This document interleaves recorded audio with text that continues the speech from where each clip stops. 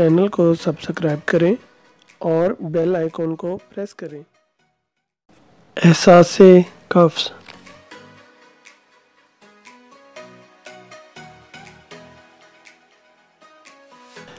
احساس، ایک احساس بتاتا ہوں، تم آگے بتا دینا، میرے بعد کے سبھی لوگوں کو سنا دینا۔ لوگوں کی مٹ بھیڑ میں، کہیں کوئی بیگانوں میں، کہیں بے شمار پرائے لوگوں میں کوئی، ہاں کوئی اپنا بھی تو ہوگا شاید۔ ارے نہیں نہیں، مجھے مدد کی کوئی ضرورت نہیں، مگر اتنا بتا دینا کہ بے یار و مددگار کوئی پس دیوار اب بھی زندہ ہے، جسے تم بھول چکے ہو شاید، دفن کر چکے ہو اپنے ذہن و خیال کے مضبوط ارادوں کے نیچے، پتھر کے بے حس و بے جان ضمیروں کے نیچے، مگر وہ آج بھی ایک سوچ، ایک احساس میں ہے کہ اس زنداں ان دیواروں کے باہر بھی ایک دنیا ہے۔ ہاں ہے تو صحیح، ایک چہکتی چڑیا نے بتایا ہے کہ وہ باہر سے آتی ہے۔ ہاں باہر بھی ایک دنیا ہے۔ ہائے افسوس، ہائے افسوس۔ تب دل نے آہ بھری کروٹ بدلی اور پھر کہا، ہائے افسوس۔ کاش کوئی اتنا ہی کر دے کہ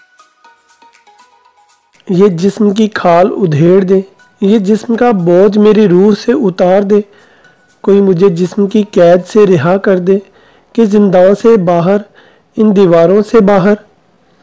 ہاں شاید، ہاں کوئی میرا شدت سے انتظار کر رہا ہے، اور یہ احساس مجھے تڑپا رہا ہے کہ کہیں سوکھی آنکھیں، کہیں خون سے لت پت آنکھیں حد انتظار بتا رہی ہیں، مگر کون یہ احساس سمجھے، یہ احساس ان اندھیروں کا، اس گزرتی عمر کا، اس زندگی کی بے بسی کا۔ آخر کیا ہے یہ احساس؟ شاید یہ احساس احساس قفس ہے۔ تو پھر بتا دینا، سنا دینا، ہاں ہاں اسے بھی، اور سنو۔